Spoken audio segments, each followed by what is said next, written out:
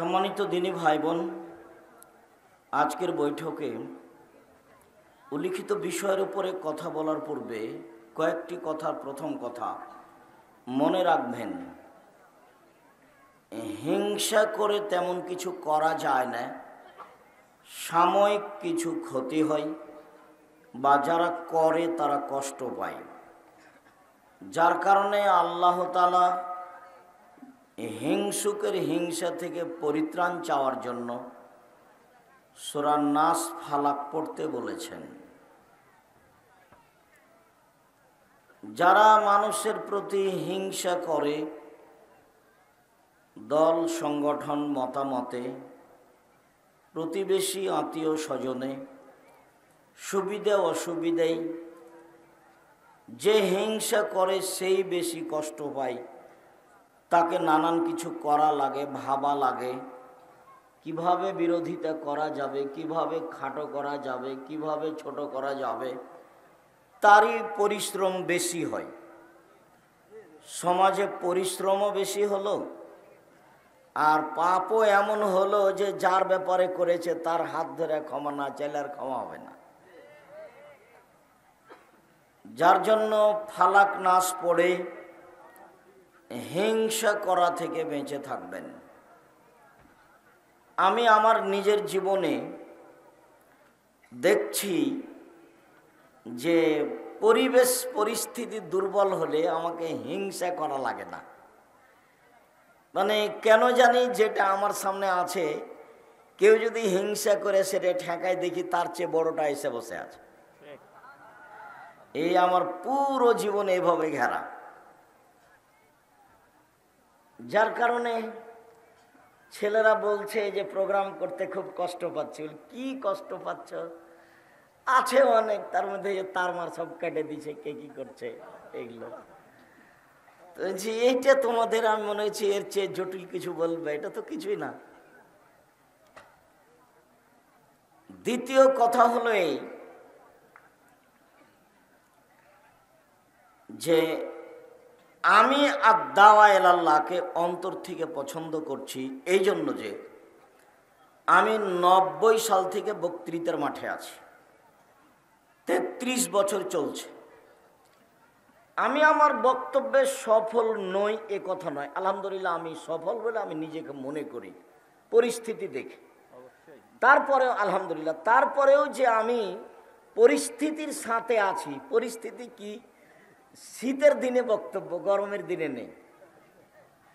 আবার যারা বক্তব্য দিতে আসে তাদেরকে টাকা দেওয়া লাগে, তাদের ভালো খাওয়ার দেওয়া লাগে, বেশ প্রস্তুতি নিয়ে ব্যবস্থা করা লাগে, মূর্খ মানুষকে বিজ্ঞাপন পোস্টারে লিখে আল্লামা মুফাসসির বলা লাগে।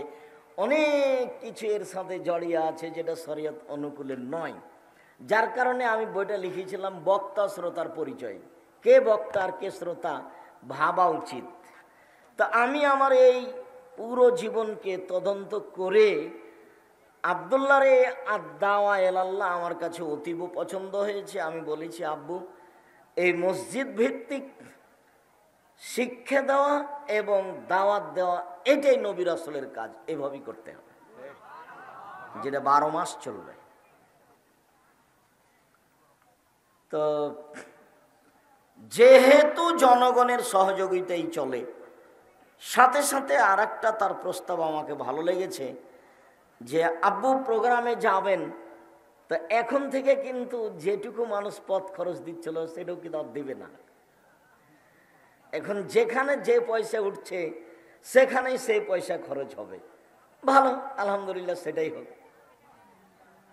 তো আমি আপনাদের বৈঠকি দান চাওয়ার সময় আমি চাচ্ছিলাম যে আব্দুল্লাহ আপনাদেরকে বলবে যে যারা উপস্থিত আছেন পুরুষ নারী, কম থেকে কম 2 টাকা হোক, 5 টাকা হোক, বেশি থেকে বেশি কেউ খালি থাকবো না, তাহলে এটা হবে সহজ। আমি পয়সা কম দিয়েছি কিন্তু কাজ বেশি হয়েছে এবং তাতে থাকবে বরকত। আপনি বিশ্বাস করেন, জামিয়া সালাফিয়া ডাঙ্গিপাড়া পবা রাজশাহী, জামিয়া সালাফিয়া রূপগঞ্জ নারায়ণগঞ্জ ঢাকা, জামিয়া সালাফিয়া তেঘরা বিরল দিনাজপুর, এই সব প্রতিষ্ঠানে 5,000 ছেলে মেয়ে পড়াশোনা করে। 410 জন এতিম আছে, 500 জন অসহায় আছে, 300 জন শিক্ষক শিক্ষিকা আছে। প্রতি মাসে বেতন লাগে 32 লক্ষ। প্রতি মাসে বেতন লাগে। রামাজান মাসে লেগেছে 48 লক্ষ, কুরবানির মাসে লেগেছে 48 লক্ষ। তো কি দিয়ে চলে? আমরা হুয়াকবাসী কি চালাই?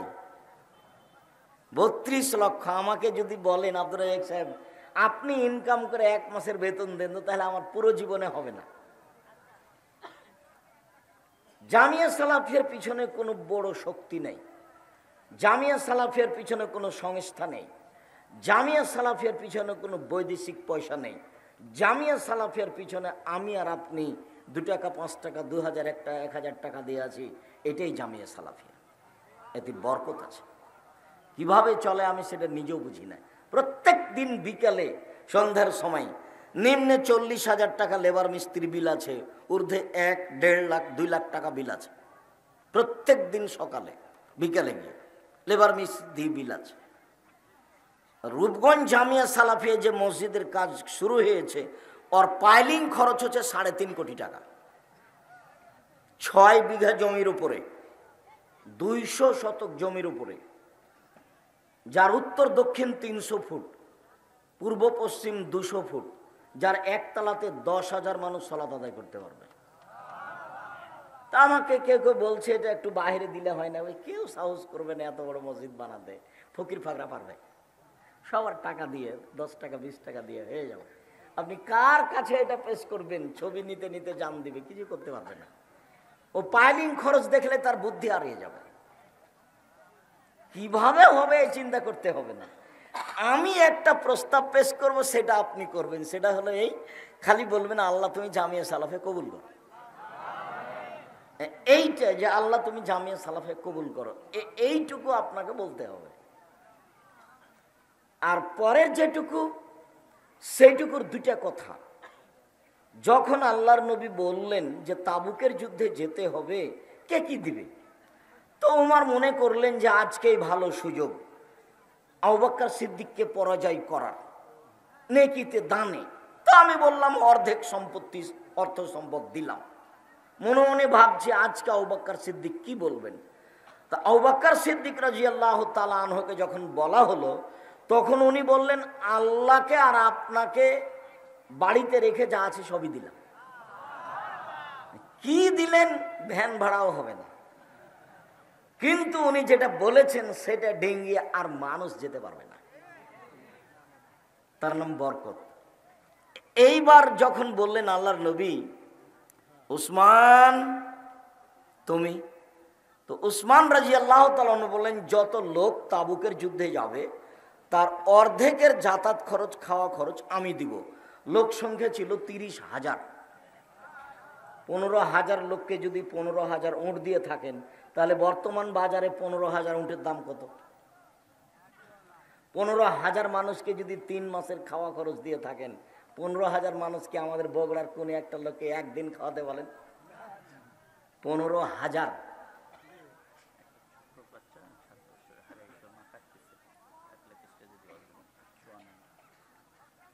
বাচ্চা মুসাম্মদ ছোঁয়া, ছোঁয়া নামে একটা বাচ্চা হারিয়ে গেছে, তার মা কান্নাকাটি করছে। ছোঁয়া নামে কেউ পাইলে স্টেজে দিবেন। জাযাকুমুল্লাহ খাইর। তো আমি এইটাতে বিশ্বাসী। আর আমার আরেকটা সবসময় ভিতরে কাজ করে যে 10 পয়সার ক্ষতি করি না, কাজে সফল হবই হবো ইনশাআল্লাহ। আমি আপনাদের জামিয়া সালাফিয়া এক সন্ধ্যা খেলে তার খাওয়া খরচ দিয়ে দিই। আমি আপনাদের জামিয়া সালাফের কোনো সুবিধা ভোগ করতে রাজি নই। কাজেই জামিয়া সালাফিয়া এদেশের মাটিতে সফল হবেই হবে ইনশাআল্লাহ। আমার মনে বড় সাধ, জামিয়া সালাফিয়ার মাধ্যমে এদেশের ছেলে মেয়েকে বাংলা, ইংরেজি, আরবি উন্নত মানের শিক্ষা দেয়া, জাতির অন্যায়ের বিরুদ্ধে লড়বো, মুখে কলমে মিডিয়ায় লড়বই ইনশাআল্লাহ। যেটা আপনি দেখতে পাচ্ছেন মুখে বলছি, যেটা আপনি দেখছেন সামনে মিডিয়া, যেটা আপনি দেখছেন কলম, আপনি হয়তো বা মূল্যায়ন করতে পারছেন না, তবে আমি জীবন বাজি রেখে চেষ্টা চালিয়ে যাচ্ছি শিরক মুক্ত প্রতিষ্ঠান জামিয়া সালাফিয়া, বিদআত মুক্ত প্রতিষ্ঠান জামিয়া সালাফিয়া, দল মুক্ত প্রতিষ্ঠান জামিয়া সালাফিয়া, সংগঠন মুক্ত প্রতিষ্ঠান জামিয়া সালাফিয়া, হিংসা মুক্ত প্রতিষ্ঠান জামিয়া সালাফিয়া, বাংলাদেশের সর্বোচ্চ বাংলা ইংরেজি আরবি শিক্ষা দেওয়ার প্রতিষ্ঠান জামিয়া সালাফিয়া, যেখানে বিদেশি শিক্ষক অবস্থান করে, যাদের থাকা খাওয়া ভিন্ন, যাদের বেতন ভিন্ন। জামিয়া সালাফিয়ার সামনে জানুয়ারি থেকে মদিনা বিশ্ববিদ্যালয়ের সরাসরি ডক্টর চলমান শিক্ষক, তারা আপনাদের জামিয়া সালাফিয়া পাঠদান করবে সামনে জানুয়ারি থেকে ইনশাল্লাহ। এর নাম জামিয়া সালাফিয়া। এটা আমার স্বাদ, আমি এই স্বাদে সফল হবই হব ইনশাল্লাহ। মনে রাখবেন, জামিয়া সালাফিয়া একটা জিনিস আপনার কাছে চাই, সেটা কি বলেন তো? উপরে বলতে হবে আল্লাহ তুমি কবুল করো, সাহায্য পরে। আমি বগুড়ায় হোয়াকোতে বসবাস করি, 32 লক্ষ বেতন লাগে, কোন মাস আমি কয় টাকা দিয়েছি ওইটা পরে। তবে আপনাকে আমি কথা বলি যে আপনারও 10টা টাকা ছাড়া জামিয়া সালাফিয়া গড়ে যাক, এটা আমি চাইনি। পরকালে আপনি নিজেই নিজের জবাব দিতে গিয়ে পরাজয় হয়ে যান, এটা আমি চাইনি। আমি বলেছি পতিতালয়ের মহিলা যদি কুকুরকে পানি পান করে জান্নাত পেতে পারে, জামিয়া সালাফিয়া 10 টাকা দান করে জান্নাত কিনবো ইনশাআল্লাহ। যেখানে কোনো প্রকার স্বার্থ নাই। শিক্ষকদের কাছে ঘোষণা দেওয়া আছে, কেউ কোনো দল সংগঠনের কথা বলতে পাবে না, কোনো ছাত্র, কোনো শিক্ষক, এবং কারো বদনাম করতে পাবে না। দীর্ঘ 33 বছরে কোনোদিন কারো বদনাম করিনি বক্তব্যের মাঠে। দীর্ঘ 33 বছরে কোনোদিন কেচ্ছা কাহিনী বলিনি। দীর্ঘ 33 বছরে কোনোদিন দেশ বিরোধী বক্তব্য দিতে চায়নি। দীর্ঘ 33 বছরে কোনোদিন মানুষের কাছে পথ খরচ পাথেও চায়নি। কেউ যদি বলে দিতে পারে আব্দুর রাজ্জাক সাহেব আমার কাছে পাথেও চেয়েছিল, সেদিন থেকে আমি আর জাতির সামনে দাঁড়াবো না। আমি কাজে সফল হবই ইনশাআল্লাহ। যেটা আপনার কাছে আমার দাবি, সেটা আপনি ভুলবেন না। সেটা হলো একটু মুখে বলতে হবে আল্লাহ তুমি জামিয়া সালাফিয়া কবুল করো, এইটুকু আমার দাবি। আর যখন এরকম পরিবেশ আসবে, আপনাকে একটা বৈঠকি দান করতে বলা হবে, 2 টাকা দিয়ে অংশগ্রহণ করবেন, 5 টাকা দিয়ে অংশগ্রহণ করবেন, আপনি দান করলেন, এটা প্রমাণ থাকে যেন। আর এবাদতের জগতে সবচেয়ে শক্তিশালী এবাদত দান। এই এবাদতের জগতে এত শক্তিশালী, এত ক্ষমতাধর, এত পাওয়ারফুল কোনো এবাদত নেই। হজ নয়, সলাত নয়, আপনার তাসবিহ তাহলিল নয়, জিকির আজকার নয়, কোরআন তেলাওয়াত নয়, এই সিয়াম পালন নয়, সবচেয়ে শক্তিশালী ইবাদত হলো দান। আপনি সিয়াম পালন করে আপনার মায়ের কবরের কোনো কিছু করতে পারবেন না। আপনি হজ করে আপনার মায়ের কবরের কিছু করতে পারবেন না। আপনি তাসবিহ তাহলিল জিকির আজকার করে কোরআন তেলাওয়াত করে আপনার মায়ের কবরের কিছু করতে পারবেন না। আল্লাহকে সন্তুষ্ট করার জন্য আপনার মায়ের নামে দান করেন, কবরের শাস্তি বন্ধ হয়ে যাবে। সবচেয়ে শক্তিশালী ইবাদত হলো দান, এটা আপনাকে মনে রাখতে হবে। এবং দান করার সময় বিবেচনায় থাকতে হবে দানটা আমার কোথায় যাচ্ছে। আর যেই ছেলেরা তোমরা কাজ করছো এই হুয়াকুয়ার মাঠে এই প্রোগ্রাম নিয়ে, যা হিমশিম খেয়েছো, প্রতিদান আল্লাহ দেবে, চিন্তা করো না। কে তোমাকে কষ্ট দিচ্ছে, কে তোমার বিরোধিতা করছে। আমি আব্দুর রাজ্জাক বিন ইউসুফ সকালে যে আমার বিরোধিতা করেছে, বিকালে ওইটা আমার মনে নাই, আমি ভুলে গেছি। বেশ কিছু লোক আছে কিছুক্ষণ আগে বলছে আমাদের ভুল ত্রুটি মাফ করবেন। আমি যে ভুল ত্রুটি আপনাদের কবে হলো তা তো আমার মনে নাই। কিসের ভুল ত্রুটি, কখন কি করেছে সেটা আমার ওই পর্যন্তই ছিল, পরের দিন ওটা আমার মনে নাই। ওটা আমি মনে রাখা প্রয়োজনও মনে করি না। আল্লাহ ভীতি, মহান আল্লাহ বলেন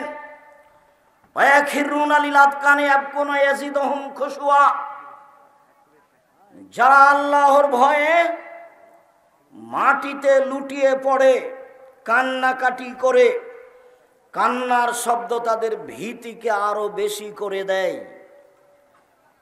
রাতের কোনো সময়ে উঠে সুন্দর করে ওযু করে 2 রাকাত সালাত আদায় করে কান্নাকাটির একটা পরিবেশ করতে হবে। এটাই হলো আল্লাহকে সন্তুষ্ট করার সবচেয়ে বড় মাধ্যম। এই নিয়েই একটা লম্বা আলোচনা আপনার সাথে আজকে আছে। দয়া করে আমাকে কোনো কাজ দেখাবেন না, আর কোনো ছেলে মেয়ে পাশে থেকে উঠে পরিবেশ যেন নষ্ট না করে।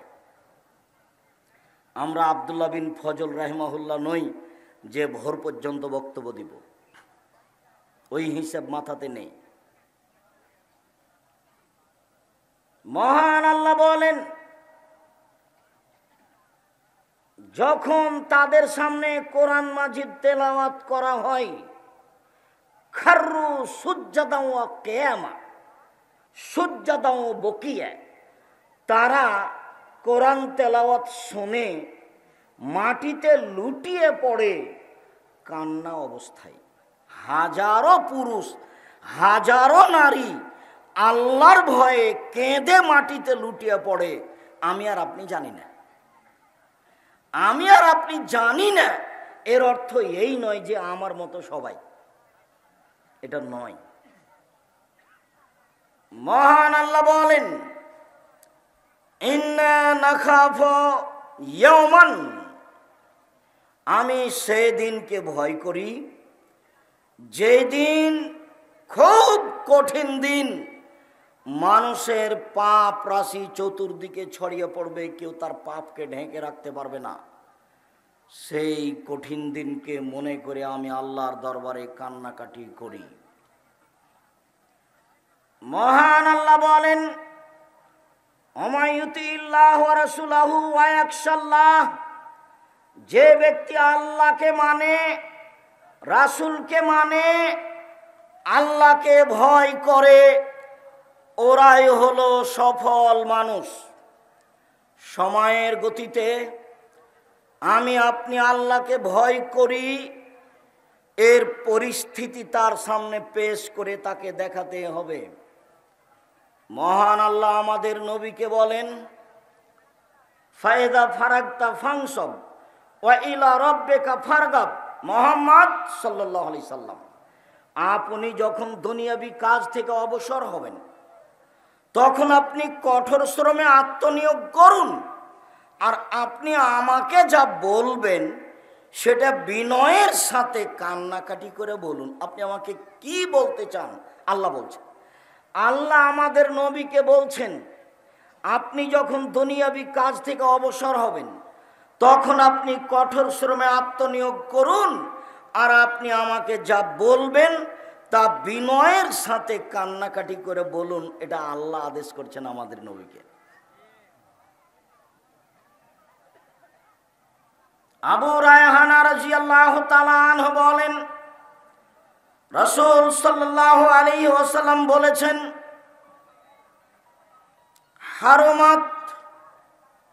হারমাতিন নার আলা আইনিন বাকাত মিন খাসিয়াতিল্লাহ, ওই ব্যক্তির প্রতি জাহান্নাম হারাম যে ব্যক্তি আল্লাহর ভয়ে কাঁদে। ওয়া হারমাতিন নার আলা আইনিন সাহরাত ফি সাবিলিল্লাহ, ওই ব্যক্তির প্রতি জাহান্নাম হারাম যে ব্যক্তি রাতে জেগে ইবাদত করে। পৃথিবীর মানুষ মনে রাখা ভালো হবে, উপস্থিত দিনী ভাই বোন আপনাদের মনে রাখা ভালো হবে, অত্র হাদিসে রাসূল সাল্লাল্লাহু আলাইহি সাল্লাম বলেছেন, দুই শ্রেণীর মানুষের প্রতি জাহান্নাম হারাম। এক, যে আল্লাহর ভয়ে কাঁদে। দুই, যে রাতে জেগে ইবাদত করে, আল্লাহর রাস্তায় পাহারা দেয়। আনাস রাদিয়াল্লাহু তাআলা আনহু বলেন, এই বাচ্চা, দয়া করে কোনো কাজ দেখাবেন না কিছু সময়, আর জায়গা থাকলে কেউ দাঁড়িয়ে থাকবেন না। জায়গা আছে কি? পিছনে জায়গা আছে? জায়গা থাকলে দাঁড়িয়ে থাকবেন না, যেটা আমি পছন্দ করি না। জায়গা না থাকে সেটা ভিন্ন কথা, কোনো কাজ দেখানো প্রয়োজন মনে করবেন না। আর এখন কোনো কাজ আপনাকে করতে হবে না, আপনি কিছুক্ষণ অপেক্ষা করেন, আমি আপনার জন্য এসেছি। আর এই সময় বের করা খুব কঠিন ব্যাপার। একদিনে মানুষের প্রোগ্রামের যা দাবি আছে, একদিন সারাদিন যদি প্রোগ্রাম নিই, একদিন তো মনে হয় 3 বছর লাগবে শেষ করতে। তাহলে প্রোগ্রাম পাওয়া নেওয়া করা সহজ নয়। আপনি এসে 10 মিনিট বসে নিজের কাজ দেখান কেন? কেন আপনি বসে কোনো জায়গায় দাঁড়িয়ে গল্প করছেন? কেন আপনি দোকানপাটে বসে আছেন? আপনার একটু শরম হয় না কেন? একটু ইতস্তবোধ হয় না কেন? কেন আপনি যেখানে সেখানে বসে আড্ডা পিটবেন? আপনি আড্ডা পিটবেন আর আমি কথা বলবো এখানে? আপনি হিসাব করছেন? শিষ্টাচার পরিবর্তন করুন, গতি নীতি পরিবর্তন করুন। আমি আপনার জন্য এসেছি, আপনি মূল্যায়ন করার চেষ্টা করুন। আনাস রাদিয়াল্লাহু তাআলা আনহু বলেন, রাসূল সাল্লাল্লাহু আলাইহি ওয়াসাল্লাম বলেছেন, মান যাকারাল্লাহ ফাফাজাত আইনাহু, কেউ যদি আল্লাহকে ডাকে তাতে যদি তার চোখের পানি বের হয়ে আসে, হাত্তা ইসুবালার জামিন দমহি, চোখের পানি ঝরে মাটিতে গিয়ে পড়ে, লাম ইউআযাব ইয়াউমাল কিয়ামা, এমন ব্যক্তিকে কিয়ামতের মাঠে শাস্তি দেওয়া হবে না। এই কথা রাসূল সাল্লাল্লাহু আলাইহি ওয়াসাল্লাম বলেন। কেউ যদি আল্লাহর ভয়ে কাঁদে, তার চোখের পানি যদি মাটিতে ঝরে পড়ে, সেই ব্যক্তির বিচারের মাঠে জাহান্নাম ঘোষণা হবে না। এই কথা মুহাম্মদ সাল্লাল্লাহু আলাইহি সাল্লাম বলেন। ইবনে আব্বাস রাদিয়াল্লাহু তাআলা আনহু বলেন, রাসূল সাল্লাল্লাহু আলাইহি ওয়াসাল্লাম বলেছেন, আইনানে লা তামাসসুহুমান নার, 2 শ্রেণীর মানুষ জাহান্নামে যাবে না। 2 শ্রেণীর মানুষকে জাহান্নাম স্পর্শ করবে না। আইনুন বাকাত মিন খাসিয়াতিল্লাহ, 1 শ্রেণীর মানুষ যে আল্লাহর ভয়ে কাঁদে। 2 আইনুন হারাসাত ফি সাবিলিল্লাহ, আরেক শ্রেণীর মানুষ যে আল্লাহ রাস্তায় পাহারা দেয়। যে আল্লাহ রাস্তায় পাহারা দেয় তাকে জাহান্নাম স্পর্শ করবে না। যে আল্লাহ রাস্তায় কাঁদে তাকে জাহান্নাম স্পর্শ করবে না।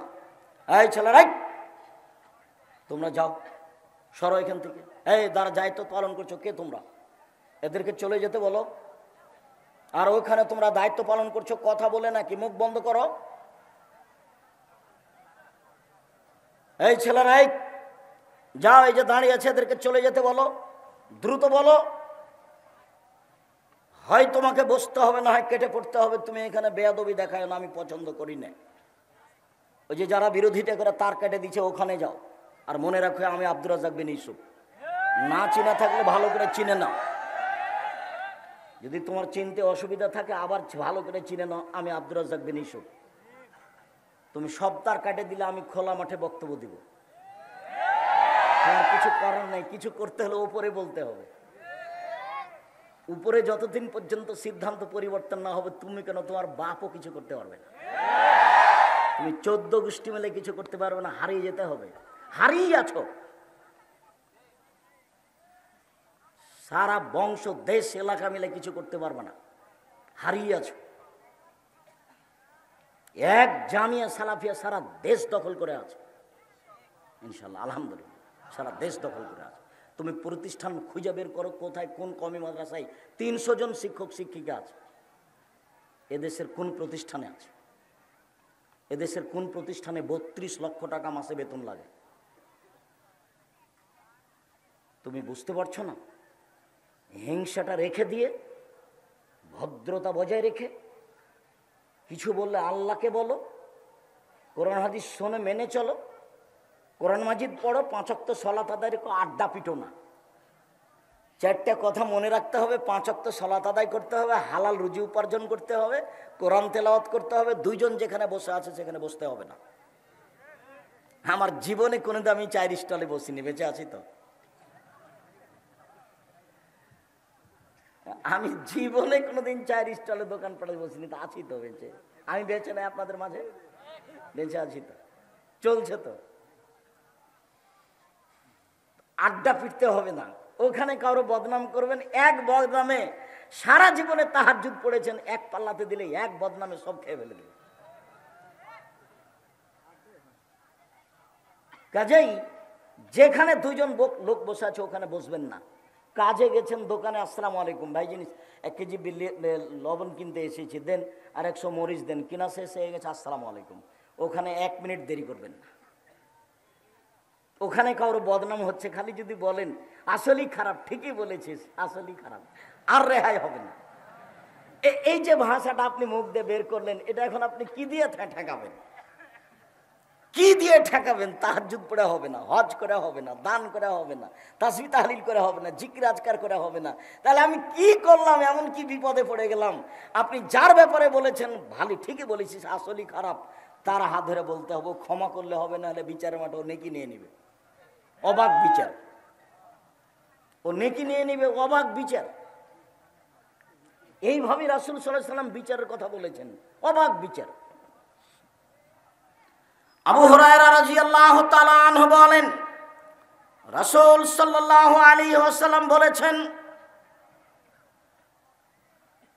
লা ইয়ালজান নারা রাজুলুন বাকা মিন খাশিয়াতিল্লাহ হাত্তা ইয়াউদাল লাবানু ফি দারে। গাভীর বাট ওলান থেকে দুধ বের করে ভিতরে ঢোকানো যায় না, যেমন আল্লাহর ভয়ে কাঁদে যে সে জাহান্নামে যাবে না, তেমন। গাভীর বান ওলান থেকে দুধ বের করে ভিতরে ঢোকানো যায় না, যেমন আল্লাহর ভয়ে কাঁদে যে সে জাহান্নামে যাবে না, তেমন। এইভাবেই মুহাম্মদ সাল্লাল্লাহু আলাইহি ওয়াসাল্লাম বলেছেন। আমি আপনাকে হুবহু, রাসূলের মুখের ভাষাটা এইরকমই। লা ইয়ালজান নারার রাজুল, জাহান্নামে ঢুকবে না সেই ব্যক্তি, বাকা মিন খাসিয়াতিল্লাহ, যে আল্লাহর ভয়ে কাঁদে, হাত্তা ইয়াউদাল লাবানু ফি দারে, যেমন ভাবে দুধ আর ওলানে ঢুকবে না। তারপরে বলছেন, ওয়ালা ইয়াজতামিউ গুবারুন ফি সাবিলিল্লাহ, দোখানো জাহান্নাম, আল্লাহর পথে চলে যে, কোরআন হাদিস পড়ে যে, আল্লাহর পথে চলে যে, কোরআন হাদিস পড়ে যে, এর পায়ের ধুলা এই ব্যক্তি আর জাহান্নামের আগুন একসাথে হবে না। জাহান্নামের ধোঁয়ার এই ব্যক্তি একসাথে হবে না, এই কথা মুহাম্মদ সাল্লাল্লাহু আলাইহি সাল্লাম বলেন। আনাস রাদিয়াল্লাহু তাআলা আনহু বলেন, রাসূল সাল্লাল্লাহু আলাইহি সাল্লাম বলেছেন, সালাসাতুন লা তারা আইনুহুমান নারা, 3 শ্রেণীর মানুষ জাহান্নাম দেখবে না, 3 শ্রেণীর মানুষ জাহান্নামে যাবে না, 3 শ্রেণীর চক্ষু জাহান্নামকে দেখবে না। এক, বাকা মিন খাশিয়াতিল্লাহ, যেই ব্যক্তি আল্লাহর ভয়ে কাঁদে সেই ব্যক্তি জাহান্নামকে দেখতে পাবে না। 2, হারাসাত ফি সাবিলিল্লাহ, যেই ব্যক্তি আল্লাহর রাস্তায় পাহারা দেয় সেই ব্যক্তি জাহান্নামকে দেখতে পাবে না। 3, গাজাতান মাহারিমিল্লাহ, বেগানা নারীকে দেখে চক্ষু নিচু করে যে সেই ব্যক্তি জাহান্নামকে দেখতে পাবে না। অপর নারীকে দেখে চক্ষু নিচু করে যে সে জাহান্নামকে দেখতে পাবে না। বলো তোমার মোবাইলের কি হবে? বলো তোমার আব্বা আম্মা যে দিন রাত টিভিতে খবর দেখছে, রং মাখানো মহিলাটা দিন রাত দেখছে, এটা কেমন হবে? এটা কি? জারির রাদিয়াল্লাহু তাআলা আনহু বলেন, সালতু রাসূলুল্লাহ সাল্লাল্লাহু আলাইহি ওয়াসাল্লাম নাজরাতিল ফাজাতে, আমি একদা আল্লাহ রাসূলকে জিজ্ঞাসা করলাম হঠাৎ মহিলাদের উপরে চোখ পড়ে যাওয়ার ব্যাপারে। আল্লাহর নবী, হঠাৎ যদি মহিলাদের উপরে চোখ পড়ে যায় তাহলে কি করব? উত্তর দিচ্ছেন, দেখেন, ফামারানি, তিনি আমাকে আদেশ করলেন, আন আশরিফা বাসারি, আমি আমার চোখটা ফিরিয়ে নিব। তিনি আমাকে আদেশ করলেন আমি আমার চোখটা ফিরিয়ে নিব। তাহলে নিতান্তই টিভিতে যদি খবর শুনতেই হয় তাহলে এভাবে বসতে হবে। রাসূল সাল্লাল্লাহু আলাইহি সাল্লামের কথা তোমার সামনে নকল করছি, মনে করো না আমি আব্দুর রাজ্জাক বিন ইউসুফ বলে গেলাম। মনে করি মোহাম্মদ সাল্লাল্লাহু আলাইহি সাল্লাম বলেছেন, সেই কথা উনি আমাদের সামনে পেশ করলেন। তুমি সরিষা সম পরিমাণ খাটো চোখে দেখিও না। আমার জীবনে কোনোদিন আমি অপ্রয়োজনীয় বাক্য বলিনি, 90 সাল থেকে না আজ পর্যন্ত। আজকেও কোনো অপ্রয়োজনীয় বাক্য বলবো না বলে আশা করছি ইনশাআল্লাহ। উবাদা ইবনে সামিত রাদিয়াল্লাহু তাআলা আনহু বলেন, রাসূল সাল্লাল্লাহু আলাইহি সাল্লাম বলেছেন, পৃথিবীর মানুষ 6টা জিনিসের জিম্মেদারি নাও। আমি তোমাকে জান্নাতে নিয়ে যাওয়ার জিম্মেদারি নিলাম।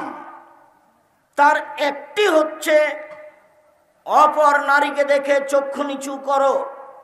অপর নারীকে দেখে চক্ষু নিচু করো। কিভাবে জান্নাতে নিয়ে যেতে হবে সেটা আমার ব্যাপার, আমি নিয়ে যাব। এই কথা মুহাম্মদ সাল্লাল্লাহু আলাইহি সাল্লাম বলেন।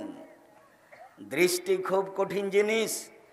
আল্লাহর নবী একদা বলছেন, সঙ্গী সাথী ইস্তাহি মিনাল্লাহি হাক্কাল হায়া। সঙ্গী সাথী তোমরা একটু আল্লাহকে সত্য সত্য লজ্জা করো তো। সঙ্গী সাথী তোমরা একটু সত্য সত্য আল্লাহকে লজ্জা করো তো। তো সাহাবীগণ বলছেন, আল্লাহর নবী আমরা আল্লাহকে লজ্জা করি, আমরা সত্য সত্যি আল্লাহকে লজ্জা করি। তখন আল্লাহ রাসূল বলছেন, না না না না না, তোমরা যেটা বুঝেছো আমি সেটা বলিনি। আমি বলছি মাইয়াফাজু রাসাহু আমা হাওলাহু, যে তার মাথাকে রক্ষা করে, মাথা সংক্রান্ত যা কিছু আছে তাকে রক্ষা করে, সেই সত্য সত্য আল্লাহকে লজ্জা করে। মাথার সাথে আছে 2 কান, 2 কানে আছে ইয়ারফোন লাগানো, ইন্ডিয়ার গান চলছে, এ আল্লাহকে লজ্জা করে না। মাথার সাথে আছে চক্ষু, দিন রাত নগ্ন নারীকে দেখছে টিভিতে ও মোবাইলে, এ আল্লাহকে লজ্জা করে না। সাহাবীগণকে আল্লাহ নবী বলছেন, সঙ্গী সাথী তোমরা একটু সত্য সত্যই আল্লাহকে লজ্জা করো তো। তো সাহাবীগণ বলছেন, আল্লাহর নবী আমরা সত্য সত্যই আল্লাহকে লজ্জা করি। তখন আল্লাহ রাসূল বলছেন, না না না না না, আমি এটা বলিনি। আমি বলছি মাথা সহ মাথার সাথে আর যা আছে সবকে তুমি হেফাজত করো, তাহলে তুমি আল্লাহকে সত্য সত্যই লজ্জা করো। চোখ আছে, নাক আছে, মুখ আছে। মুখ সবচেয়ে বড় বিপদ। রাসূল সাল্লাল্লাহু আলাইহি সাল্লাম বলেন, মাইয়াজমান লি মা বাইনা লাহিয়াহি ওয়া মা বাইনা রিজলাই হাজমাল্লাহুল জান্নাহ। এই জন্য তোমাকে 2 জন যেখানে বসে আছে সেখানে বসতে নিষেধ করি। পৃথিবীর মানুষ শুনে রেখো, কেউ যদি মুখের জিম্মেদারি নিতে পারে, কেউ যদি লজ্জা স্থানের জিম্মেদারি নিতে পারে, জেনা করবে না, আমি মুহাম্মদ সাল্লাল্লাহু আলাইহি সাল্লাম তাকে জান্নাতে নিয়ে যাওয়ার জন্য জিম্মেদারি নিলাম। কিভাবে নিতে হবে সেটা আমার ব্যাপার। এক, মুখে বদনাম করবে না, মুখে কারো বিরুদ্ধে কিছু বলবে না, মুখে খারাপ কিছু বলবে না। 2, জেনায় লিপ্ত হবে না। এই 2টা কাজ ও করুক, বাকিটা আমি করব। আমার আর আপনার 2টা, আর আল্লাহর নবীর 1টা। উনি জান্নাতে নিয়ে যাবেন, আর আমাকে আর আপনাকে 2টা করতে বলেছে, মুখ আর লজ্জা স্থান। মুখ বড় বিপদ। আপনি বুঝতে পারেননি আজকে সারাদিনে কত কি বলেছে। এই ছেলেরাকে বলছি তোমরা ধৈর্য ধারণ করো। একজন আর একজনকে বলবা সবর, ধৈর্য ধারণ করো। কার কেটে দিয়েছে, ধৈর্য ধারণ করো। সবর, ধৈর্য ধারণ করো। ধৈর্য ঘোড়ার ডিম নয়। ধৈর্য একটা জিনিস যেটা মানুষ বাস্তবায়ন করতে পারে, গরু ছাগল পারে না। ধৈর্য ঘোড়ার ডিম নয়। ধৈর্য একটা জিনিস যেটা বাস্তবায়ন করতে পারে মানুষ। কে পারে? মানুষ পারে। গরু ছাগল পারে না। গরু ছাগল ধৈর্য জিনিস বুঝে না, কাজে ওকে বুঝানো যাবে না। মানুষই ধৈর্য বুঝতে পারে, মানুষই এর বাস্তবায়ন করতে পারে।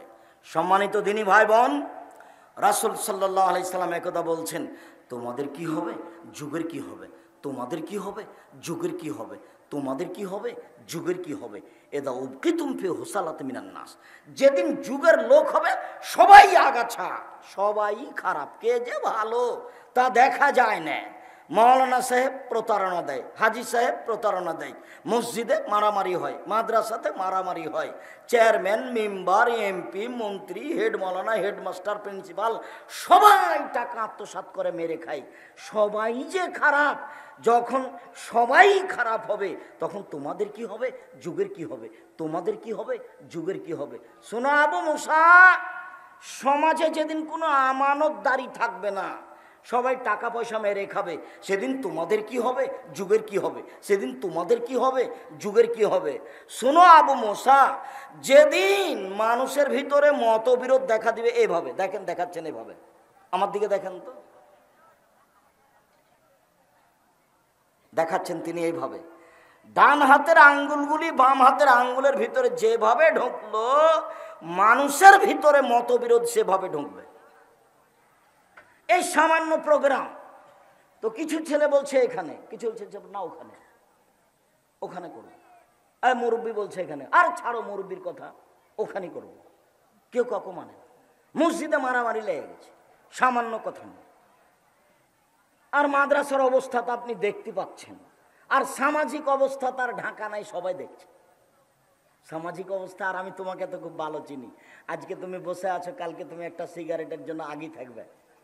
যখন তুমি মোটর সাইকেলে যাও না, আমি গাড়িটা নিয়ে আসি, তখন আমি তোমাকে দেখি, তুমি না জানি কি, তুমি ওখানে গেছো কেন? ইমানটা হারাতে কি হবে ওখানে গিয়ে তোমার? শোনো, যেদিন মতবিরোধ এমন হবে, সেদিন তোমাদের কি হবে, যুগের কি হবে? তোমাদের কি হবে, যুগের কি হবে? বলেন আল্লাহর নবী কি করতে হবে?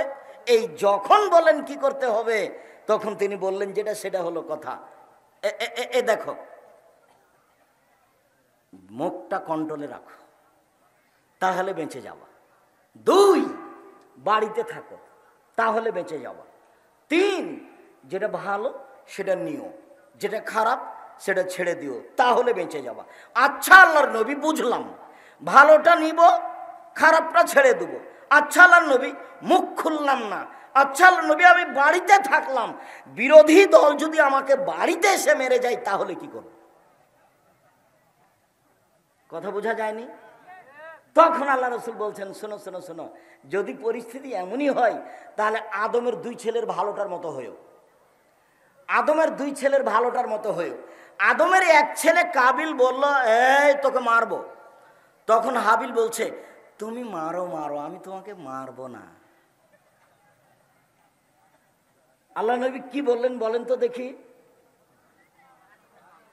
যখন সাহাবী বললেন, ঠিক আছে আল্লাহর নবী, মুখ খুললাম না, ঠিক আছে আল্লাহর নবী, বাড়িতেই থাকলাম, তো ওরা যদি এসে আমার বাড়িতে মেরে যায়, তাহলে আমি কি করব? তখন আল্লাহ রসুল কি বললেন বলেন তো দেখি? তখন বললেন যে আদমের 2 ছেলের ভালোটার মতো হও। যদি মারতে আসে ঘরে, তাহলে বলতে হবে, ঠিক আছে তুমি আমাকে মেরে যাও, আমি তোমাকে কিছু বলবো না। আপনি বললেই বিপদ, আর আপনি হক টিকাতে পারবেন না। আল্লাহ রসুল বললেন, মুখ বন্ধ রেখো। একদা বলছেন, সঙ্গী সাথী বলতে পারো মানুষকে পিছন দিক থেকে ধাক্কা মেরে জাহান্নামে নিক্ষেপ করে কি? সঙ্গী সাথী বলতে পারো মানুষকে পিছন দিক থেকে ধাক্কা মেরে জাহান্নামে নিক্ষেপ করে কি? সঙ্গী সাথী বলতে পারো মানুষকে পিছন দিক থেকে ধাক্কা মেরে জাহান্নামে নিক্ষেপ করে কি? এ কথা বলতে বলতেই ফাঁক হাজার সেনা হোক জিভাটা ধরে নিচ্ছে। জিভা মানুষকে পিছন দিক থেকে ধাক্কা মেরে জাহান্নামে নিক্ষেপ করে। মুখ বন্ধ রাখতে হবে, তাহলে পথ সহজ হবে। বলছিলাম, চক্ষু নিচু রাখতে হবে। চক্ষু নিচু রাখতে শুধু পুরুষকে বলা হয়নি, মহিলাদেরকে বলা হয়েছে। মহান আল্লাহ বলেন, অকুলিল মুমিনাত ইয়াগযুজনা মিন আবসারিহিন্না ওয়া ইয়াহফাজনা ফুরুজাহুন্না ওয়া লা ইউবদিনা যিনাতাহুন্না। মুহাম্মদ সাল্লাল্লাহু আলাইহি সাল্লাম, আপনি পৃথিবীর মুসলিম নারীকে বলে দেন, মহিলাদেরকে বলে দেন, তারা যেন চক্ষু নিচু করে, তারা যেন লজ্জা স্থানকে হেফাজত করে, তারা যেন তাদের সৌন্দর্য প্রকাশ না করে। উপস্থিত বৈঠকের মুসলিম বোন, এই মেয়ে, তোমাকে বলছি, তুমি যে ক্লাস 10-এ পড়ো, তোমার মাথায় কাপড় নাই কেন? তোমার বাপ নেই? লজ্জা পাও নাকি? জন্ম দিতে পারলে বাপ হওয়া যায়, তো পুরাতন কথা, নতুন নয়।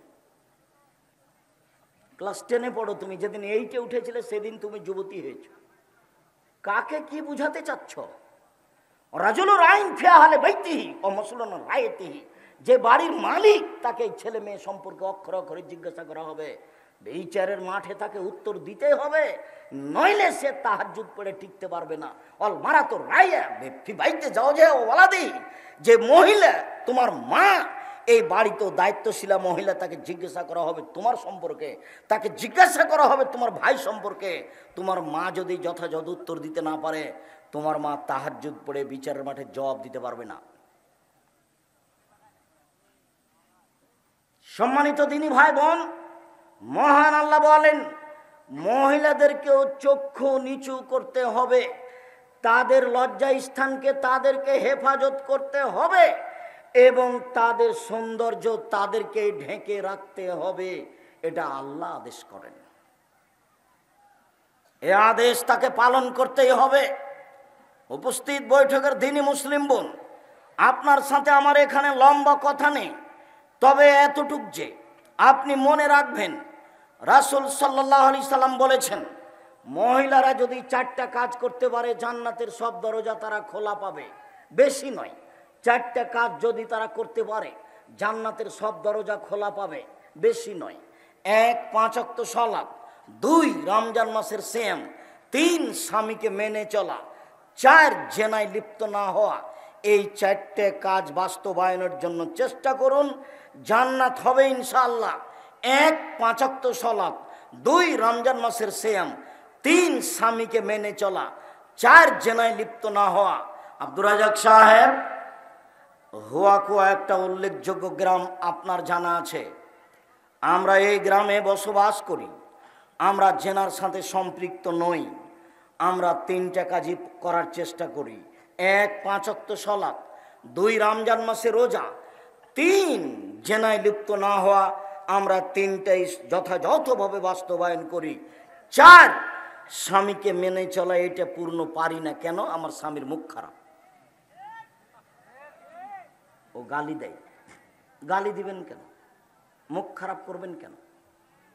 মুখ খারাপ করবেন কেন? খেতে বসে আল্লাহ রাসূল কোনোদিন খাদ্যের নিন্দা করেননি।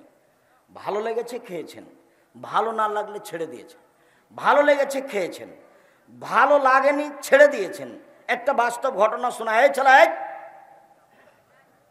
কেউ কারোর গায়ে হাত দিবেন না, এক খেলে আমার দিকে চেয়ে থাকেন। আল্লাহ রাসূলের স্ত্রী একসাথে 11 জন ছিলেন। আল্লাহর নবী এক স্ত্রীর কাছে ছিলেন, অর্থাৎ আয়েশার কাছে ছিলেন। তো কোন স্ত্রী বাটিতে করে তরকারি দিয়ে পাঠিয়েছে বাঁদির হাতে, দাসীর হাতে। তো আয়েশার ঘরে এসে ওই দাসী বাটিটা হাতে করে আছে। তো আয়েশা এইভাবে বাটিটাতে আঘাত করে বাটিটা ফেলে ভেঙে দিয়েছে। বাটিটাও পড়ে গেছে, ভেঙে গেছে, তরকারিও সব পড়ে ভেঙে গেছে, নষ্ট হয়ে গেছে। তো আল্লাহ রাসূল বাটিটা উঠিয়ে, তরকারিগুলো উঠিয়ে নিয়ে একটা ভালো বাটিতে অন্য কিছু দিয়ে ওই কাজের মহিলাটার হাতে দিয়ে পাঠিয়ে দিলেন। আর ওই ভাঙা বাটিটা তিনি নিজে জোর লাগালেন, লাগিয়ে রেখে দিলেন। বললেন যে ভাঙাটা তোমার জন্য, আর তোমার ভালোটা আমি দিয়ে পাঠিয়ে দিয়েছি, যে খাদ্য দিয়ে পাঠিয়েছে। আল্লাহ রাসূল তার স্ত্রীকে কিছু বললেন, এটা বোঝা গেল না। আমি বুঝাতে পারিনি কি বলছি। তার মানে আল্লাহ রাসূলের চোখের সামনে কাজের মহিলার হাতে বাড়ি দিয়ে আয়েশা রাদিয়াল্লাহু তাআলা আনহা যে বাটিটা ভেঙে দিলেন, তো আল্লাহ রাসূল মুখ খুললেন, হ্যাঁ কি ব্যাপার, তুমি বাটি ভাঙলে কেন? কি পেয়েছো তুমি? কেন ভাঙবে তুমি? কোন কথা বললেন না। পৃথিবীর সবচেয়ে ভদ্র মানুষ, স্ত্রীকে কেন গালি দিবেন, কেন নিন্দা করবেন? সে আপনার সংসারের সবচেয়ে কাছের মানুষ। মহান আল্লাহ বলেন, আমিন আয়াতিহান খালালাকুম আন খালাকালাকুম মিন আনফুসিকুম আজওয়াজান লিতাসকুনু ইলাইহা। পৃথিবীর মানুষ, তোমাদের স্ত্রীদেরকে তোমাদের থেকে আমি সৃষ্টি করেছি যাতে করে তোমরা সেখানে শান্তি তৃপ্তি পাও। স্ত্রী হচ্ছে শান্তি তৃপ্তির বস্তু, গালি দিবেন কেন? স্ত্রী হচ্ছে শান্তি তৃপ্তির বস্তু, মারবেন কেন? স্বর্ণ দিয়ে ঘর বানিয়ে শান্তি হবে না, মখমল চাদর বিছানে বিছিয়ে শান্তি হবে না স্ত্রী ছাড়া। আল্লাহ বলছেন তোমার শান্তির মাধ্যম, তোমার তৃপ্তির মাধ্যম আমি আল্লাহ তোমার স্ত্রীকে করে দিয়েছি অজালনা বাইনাকুম মাওদাতা রাহমা, তোমাদের মাঝে স্বামী স্ত্রীর মাঝে ভালোবাসা আমি সৃষ্টি করে দিয়েছি। তাই ভালোবাসাটা বহাল রাখতে গিয়ে আল্লাহ তাআলা বলছেন নিসাউকুম হারসুল্লাকুম ফাতু হারসুকুম আন্না শাইতুম। পৃথিবীর মানুষ মনে রেখো তোমাদের স্ত্রী তোমাদের ক্ষেত, পৃথিবীর মানুষ মনে রেখো তোমাদের স্ত্রী তোমাদের জমি। তোমরা তোমাদের স্ত্রীর কাছে আসো তোমাদের ইচ্ছে মতো, সকালে কি বিকালে কি দুপুরেই কি, চন্দ্রগ্রহণ লাগলেই কি আর না লাগলেই কি, সেটা তোমার ব্যাপার। এই কথা আল্লাহ তাআলা বলেন। যেহেতু তাকে শান্তি তৃপ্তির জন্য সৃষ্টি করা হয়েছে, তাই আল্লাহ এটা ঘোষণা করছেন। সম্মানিত দিনী ভাই বোন, কখনো আপনারা ভুলেও তাদেরকে কষ্ট দেওয়ার চেষ্টা করবেন না। আর আপনাকে আমি অনুরোধ করে যাচ্ছি, আপনি আমার দিনী বোন, দেখুন স্বামীকে মূল্যায়ন করাই জান্নাত, এ কথাই ঠিক। একজন মহিলা রাসূলের বাড়িতে এসে কথা শেষ করে চলে যাচ্ছে। তাহলে রাসূল বলছেন থামো থামো থামো থামো থামো, তোমার স্বামী আছে? জি আমার স্বামী আছে। তুমি তোমার স্বামীর কাছে কেমন? আমি চেষ্টা করি তার সাথে ভালোভাবে চলার। চেষ্টা করো মানে বলো কি? হওয়া জান্নাত না রোকে, সেই তো তোমার জাহান্নাম, সেই তো তোমার জান্নাত। স্বামী তোমার জাহান্নাম, স্বামী তোমার জান্নাত, সে তো তোমার জাহান্নাম, সে তো তোমার জান্নাত। স্বামীর পায়ের নিচে জান্নাত, এ কথা আল্লাহর নবী বলেননি। তবে আল্লাহ নবী বলেছেন স্বামী তোমার জাহান্নাম, স্বামী তোমার জান্নাত। মায়ের পায়ের নিচে জান্নাত, এ কথা আল্লাহ নবী বলেছেন। মায়ের পায়ের নিচে জান্নাতে কথা আল্লাহ নবী বলেছেন। স্বামীর পায়ের নিচে জান্নাতে কথা আল্লাহ নবী বলেনি। তবে বলেছেন স্বামী তোমার জাহান্নাম, স্বামী তোমার জান্নাত। তুমি তাকে মেনে চলার চেষ্টা করো। সম্মানিত দিনী বোন, বিষয়টি আপনার কাছে আমি শক্তভাবে পেশ করে, অতীতে যা কিছু হয়েছে সেটা হয়ে গিয়েছে। আজকে থেকে আপনাকে নতুনভাবে সংসার গড়ার জন্য, কথা বলার জন্য আমি অনুরোধ জানাচ্ছি। অনেক দিন থেকে কথা বন্ধ করে রেখেছেন। স্বামীকে খাবার দেওয়ার সময় আসলে মেয়েকে বলেন তোর বাপকে খাবার দে, বৌমাকে বলেন তোমার শ্বশুরকে খাবার দাও। আপনি নিজে কোনো সময় আসেন না। এইভাবে ঝুলন্ত সংসার দিয়ে কি করবেন? এভাবে ঝুলন্ত সংসার চালাতে হবে না, ভুল পথে যেতে হবে না। সম্মানিত দিনী ভাই বোন, আবু হুরায়রা রাদিয়াল্লাহু তাআলা আনহু বলেন রাসূল সাল্লাল্লাহু আলাইহি সাল্লাম বলেছেন লাইসা শাইউন আহাব্বা ইলাল্লাহি মিন কাতরাতাইনি ওয়া সারাইনি। দুইটি বিন্দু ফোঁটা, দুইটি চিহ্ন আল্লাহর কাছে যত প্রিয়, পৃথিবীর কোনো কিছু আল্লাহর কাছে তত প্রিয় নয়। আমার দিকে চেয়ে দেখেন, দুইটি বিন্দু ফোঁটা, দুইটি চিহ্ন দাগ, এটা আল্লাহর কাছে যত প্রিয়, পৃথিবীর কোনো কিছু আল্লাহর কাছে তত প্রিয় নয়। শুরু হলো এক, কাতরাত দমুইন মিন খাসিয়াতিল্লাহ ও ফি খাসিয়াতিল্লাহ। এক ফোঁটা চোখের পানি আল্লাহর কাছে যত প্রিয়, পৃথিবীর কোনো কিছু আল্লাহর কাছে তত প্রিয় নয়। হজ বড় কাজ, কবুল হলে এক পাপও থাকবে না, সেই দিনের মতো হয়ে যাবে যেদিন তার মা তাকে জন্ম দিয়েছে। এরপরেও হজ কাজটি আল্লাহর কাছে অত প্রিয় নয়। এক ফোঁটা চোখের পানি আল্লাহর কাছে যত প্রিয়। খুব দামি ইবাদত সিয়াম, ফরজ রোজা, এইটার পরেও এই সিয়াম আল্লাহর কাছে অত প্রিয় নয়। এক ফোঁটা চোখের পানি আল্লাহর কাছে যত প্রিয়। দুই, কাতরাতুন ফি সাবিলিল্লাহ তুহরাকু ফি সাবিলিল্লাহ। আল্লাহর পথে নেমে গিয়ে কেটে যাওয়া, ফেটে যাওয়া এক ফোঁটা রক্ত আল্লাহর কাছে যত প্রিয়, পৃথিবীর কোনো কিছু আল্লাহর কাছে তত প্রিয় নয়। তিন, কেটে যাওয়া দাগ, আল্লাহর পথে কেটে যাওয়া দাগ, ফেটে যাওয়া দাগ, এই দাগ চিহ্ন আল্লাহর কাছে যত প্রিয়, পৃথিবীর কোনো কিছু আল্লাহর কাছে তত প্রিয় নয়। চার, আসারুন ফি ফারিজাতিন ফারাইজিল্লাহ। এবাদত করতে গিয়ে, সালাত আদায় করতে গিয়ে কপালের দাগ, এবাদত করতে গিয়ে হাঁটুর দাগ, এবাদত করতে গিয়ে টাকনুর পায়ের দাগ, এই দাগ চিহ্ন আল্লাহর কাছে যত প্রিয়, পৃথিবীর কোনো কিছু আল্লাহর কাছে তত প্রিয় নয়। দেখি আপনার সিরিয়াল মনে আছে কিনা। এক, এক ফোঁটা চোখের পানি। দুই, এক ফোঁটা গায়ের রক্ত। তিন, আল্লাহর পথে নেমে গিয়ে শরীরের দাগ। চার, ইবাদত করে পায়ে, কপালে, হাঁটুতে দাগ। এবার দেখুন তো এই চারটের মধ্যে সবচেয়ে সহজ কোনটা? এক ফোঁটা। বাকিগুলো একটাও সহজ নয়। আর এটাই 1 নম্বরে আছে, বাকিগুলো একটাও সহজ নয়। ইবাদত করতে গিয়ে দাগ, এটা আপনি কি পাহাড় তাহলে কপাল ঘষে ঘষে করবেন? তবে স্বাভাবিকভাবে ইবাদত করলে একদিন হয়ে যাবে, এরকম কাউকে বলা লাগবে না, তবে সময়ের ব্যাপার। আর আল্লাহর পথে নেমে কেটে গেছে ফেটে গেছে তারই দাগ, এটা সহজ নয়। আল্লাহর পথে নেমে গায়ের 1 ফোঁটা রক্ত, এটা সহজ নয়। আল্লাহর ভয়ে 1 ফোঁটা চোখের পানি আজকেই পারেন। কি করতে হবে আব্দুর রাজ্জাক সাহেব? রাত 2টা-3টায় উঠতে হবে, সুন্দর করে ওযু করতে হবে, কেবলা মুখে হাত তুলে দোয়া করতে হবে, আল্লাহকে বলতে হবে আমি বড় অপরাধী, আমি বড় গুনাহগার, আমি বড় পাপী, আমি বড় গুনাহগার, আমি বড় অপরাধী। তুমি বড় দয়াবান, তুমি বড় ক্ষমাবান, তুমি আমাকে ক্ষমা ভিক্ষা দাও, তুমি আমাকে সম্মান ভিক্ষা দাও, তুমি আমাকে তাকওয়া ভিক্ষা দাও। এইভাবে বলতে বলতে বলতে বলতে দেখবেন এক পর্যায়ে 2 চোখের পানি ঝরঝর ঝরঝর করে ঝরছে। এরই নাম হচ্ছে আল্লাহ ভীতি। এই পানি যেদিন আপনার চোখ থেকে বের হবে, সেদিন আপনি বুঝতে পারবেন যে আমি আল্লাহর কাছে সবচেয়ে একটা প্রিয় কাজ করেছি। সম্মানিত দিনী ভাই বোন, আনাস রাদিয়াল্লাহু তাআলা আনহু বলেন, রাসূল সাল্লাল্লাহু আলাইহি ওয়াসাল্লাম বলেছেন, একদা আল্লাহর নবী বললেন, লাউ তাআলামুনা মা আলামু, পৃথিবীর মানুষ শুনে রেখো, আমি আল্লাহকে যেভাবে চিনি তোমরা যদি চিনতে, আমি আল্লাহকে যেভাবে জানি তোমরা যদি জানতে, তাহলে বেশি বেশি কাঁদতে কম কম হাসতে, বেশি বেশি কাঁদতে কম কম হাসতে। তাহলে আমরা যে দিন রাত হাসি তামাশার মধ্যে আছি, তাহলে কি আল্লাহকে আমরা চিনি না? জি, এটাই ঠিক, আল্লাহকে আমরা চিনি না, এই কথাই ঠিক। সম্মানিত দিনী ভাই বোন, আজকের আলোচনার শেষে এসে যে হাদিসটি পেশ করতে যাচ্ছি, এই হাদিসটি অতীব গুরুত্বপূর্ণ। এই হাদিসটির প্রতি খুব ভালো করে খেয়াল করবেন। আর যাওয়ার সময়, এই ছেলে, যাওয়ার সময়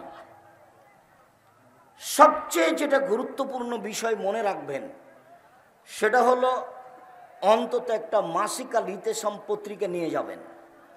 এর পিছনে লক্ষ লক্ষ টাকা খরচ আছে। আজকের আলোচনা আছে উপদেশ বই, নামাজের উপরে এবং হাত তুলে দোয়ার ব্যাপারে। যত বই পুস্তক আছে, বইগুলি আপনাকে মূল্যায়ন করতে হবে, আপনার ঘরে লেখা। কাজেই যাওয়ার সময় সব বইগুলি মূল্যায়ন করবেন। রাসূল সাল্লাল্লাহু আলাইহি সাল্লাম বলেছেন, কেউ যদি নির্জনে আল্লাহকে ডাকে, তার চোখের পানি যদি ঝরঝর করে ঝরে, তাহলে সে বিচারের মাঠে বিশেষ ছায়াতলে থাকবে। থাক। জি, সম্মানিত দিনী ভাই বোন, আমি আপনাদেরকে আজকের আলোচনার শেষ হাদিসটি মূল্যায়ন করার অনুরোধ জানিয়ে, নির্জনে যখনই একাই হবেন, তখনই আপনি আল্লাহর ভয়ে কান্নাকাটি করে 1 ফোঁটা যদি চোখের পানি ফেলতে পারেন, না লাগবে না, থাক, তাহলে আপনি নিজেকে মনে করতে পারবেন আমি সফল। সম্মানিত দিনী ভাই বোন, আমি আলোচনার শেষে এসে আপনাদের সকলকেই আমাদের যে জামিয়া সালাফের পক্ষ থেকে বই পুস্তকগুলি আছে, বিশেষভাবে আলিতে সম্পত্রিকা আছে, সেইগুলি মূল্যায়ন করার জন্য, নেওয়ার জন্য আন্তরিকভাবে অনুরোধ জানাচ্ছি। কেউ খালি যাবেন না। আমরা আমাদের আলোচনার শেষে এসে আর দাওয়াল আল্লাহর ছেলেরা গেটে আছে, আপনারা যারা 10 টাকাও সহযোগিতা করতে পারেননি, তারা ওদের হাতে অন্তত 10 টাকা হলে, কম থেকে কম, বেশি থেকে বেশি, আপনি এ দিয়ে বিচার মাঠে সফলতা পেয়ে যাবেন, যেটা হয়তো বা আপনি আমি জানি না। কাজেই অল্প হলেও সহযোগিতা করে যাবেন। সম্মানিত দিনী ভাই বোন, কয়েকটা জিজ্ঞাসা।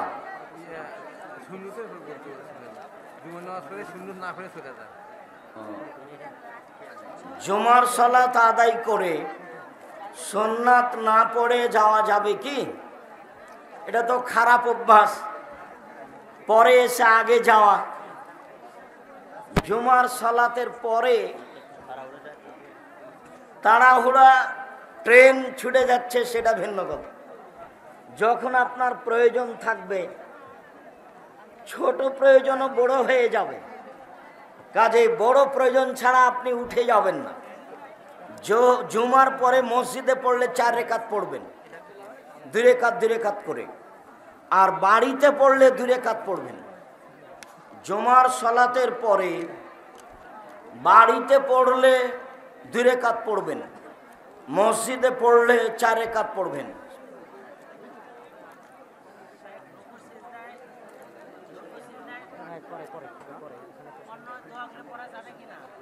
লিখে দেন। কবর জিয়ারতে কোন দোয়া পড়তে হয়? কবর জিয়ারতে সালাম দেওয়ার পরে জানাজার দোয়া